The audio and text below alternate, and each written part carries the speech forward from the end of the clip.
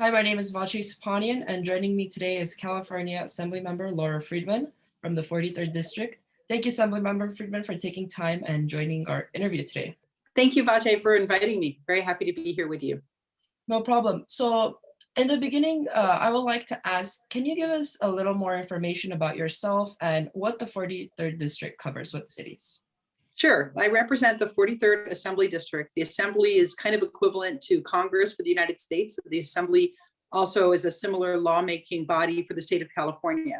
And the 43rd District includes Glendale, Burbank, La Cañada, La Crescenta, and then the Los Angeles city neighborhoods of Atwater, Los Feliz, Hollywood, and Silver Lake and Franklin Hills. So I represent about 500,000 people. Okay. Perfect. And I've been in the Assembly since 2016. And before that, I was served as a member of the Glendale City Council, and I was the mayor of Glendale for a year. Okay. And you were a guest on our show last year. Good to have you back after 1 year. Thanks. Nice to be here. No problem. So yeah, hopefully my goal for by the end of this program is hopefully viewers learn more information about the coronavirus pandemic, because information is changing every day. And I know your office provides a lot of information and resources for people too. So we'll go into depth and we'll talk a little more about that. Since LA County has moved to the red tier, which it just recently moved into that red tier, what does that mean what does that mean for the 43rd Assembly District, for the district that you cover? Well, I will say the situation is changing very quickly. I was just at Providence St. Joseph Hospital today, and they told me that a few months ago they had 8 COVID wards open, and now they're down to just 1. So this has really been a very fast change, as we're seeing people, of course, taking precautions like wearing masks and social distancing and washing their hands a lot. That's been a huge help. And then the vaccine, of course, is really changing things very quickly. And as more and more people get vaccinated, I hope that we'll see this disease even decrease even more. So the information is changing, and we may very well move into the orange tier based on the cases that we have, hospitalizations, and vaccination rates. So that will be the next step.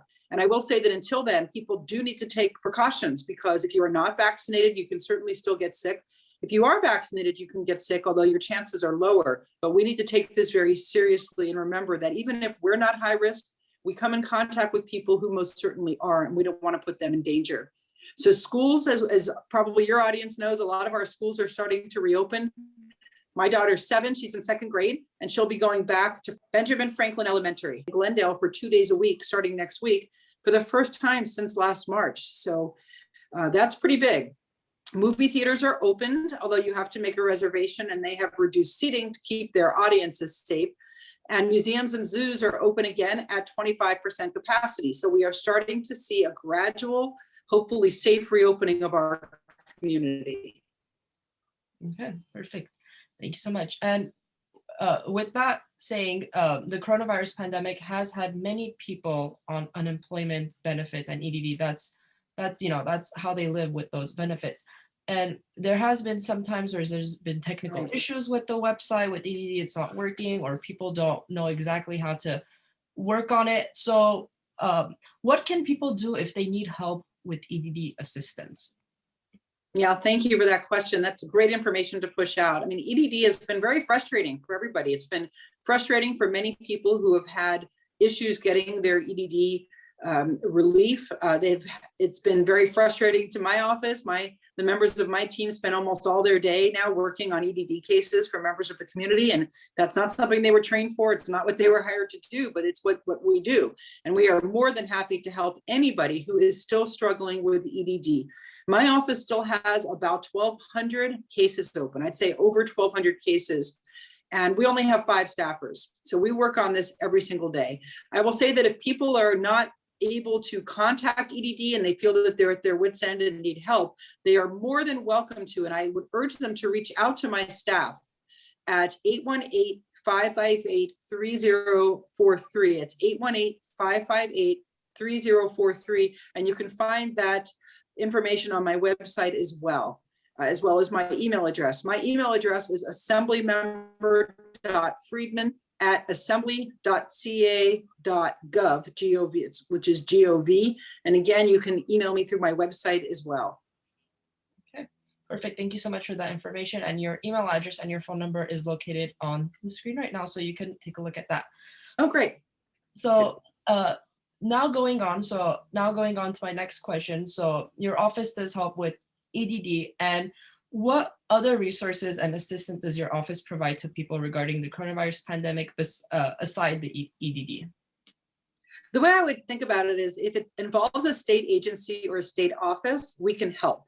We can help connect you with the right resources. For instance, we can help guide you into how you book a vaccine. We can provide vaccine information for you. Now, we can't book a vaccine for you necessarily, but we can certainly assist you with ways of doing that. Sometimes people don't realize that there are phone numbers they can call.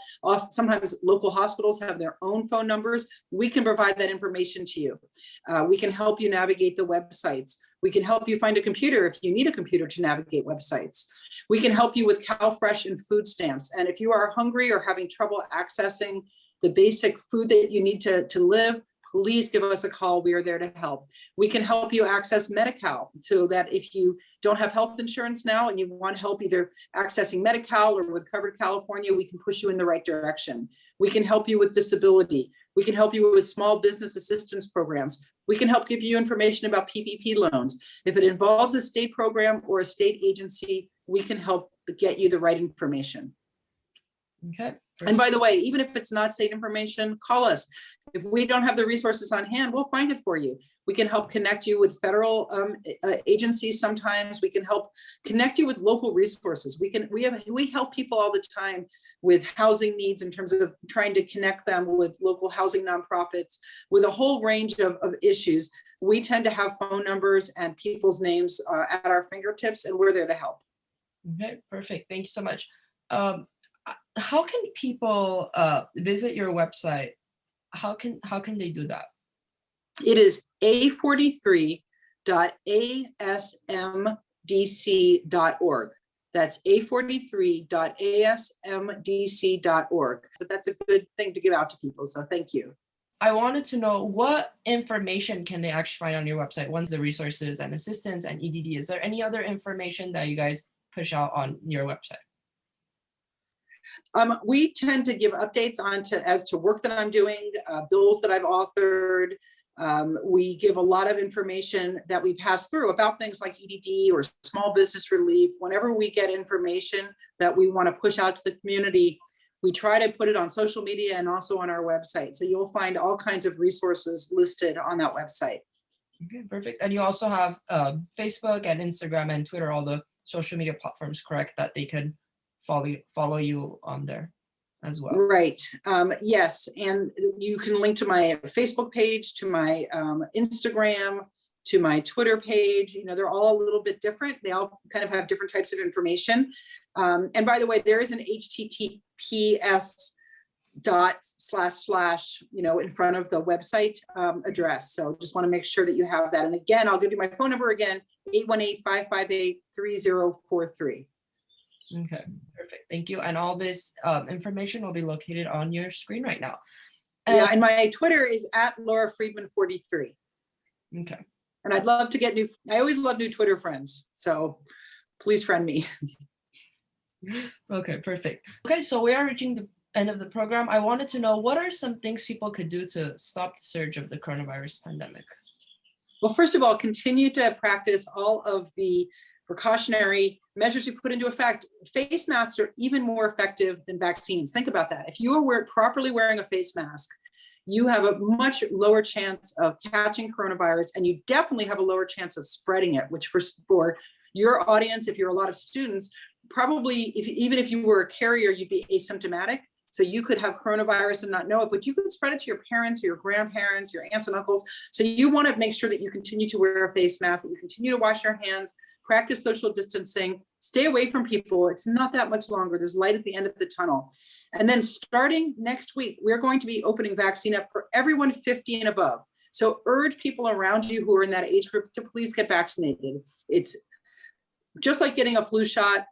It's very safe. We've now vaccinated millions and millions of people across this country, and it's a very safe vaccine and incredibly effective of stopping what can be a very deadly disease. Even in people who seem like they don't have any previous health conditions, we've seen people die and get grievously ill. And then the tiers will open up on April 15th to everybody 16 and over. So if you're 16 and over, please go and get a vaccine.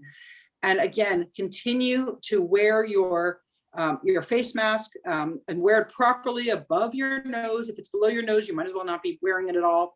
Wash your hands, practice social distancing, don't have parties, don't go into large groups. I know it's tough, but there is light now at the end of the tunnel. And once we are all vaccinated, once everyone over 16 is vaccinated who can get vaccinated, we can pretty much start, we'll start returning to some level of normalcy. And so we don't want to have another surge. We don't want people to let their guard down and all of a sudden we start seeing hospitalizations and cases rise. Because if that happens, they're going to close the museums, they're going to close the movie theaters. And we don't want to see that. We want to see us continue on this trajectory of safe opening. So thanks for everything that you've all been doing. Thanks for your patience. And I can't wait till we can see each other in person again. Okay, thank you so much. My guest for today was California Assemblymember Laura Friedman, in charge of the 43rd California District. Thank you so much, Assemblymember, for coming, and hopefully you'll come back soon in the future. Thank you, Vache. It's really great to see you again. Thank you so much.